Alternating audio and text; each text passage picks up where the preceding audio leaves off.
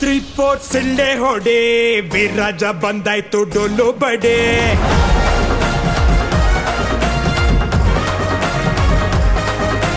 ಬಿದ್ದವ್ರ ಕಂಡಾಗ ಕೈಯ ಹಿಡಿ ಜೊತೆಯಾಗಿ ಬದುಕೋಣ ಮುಂದೆ ನಡೆ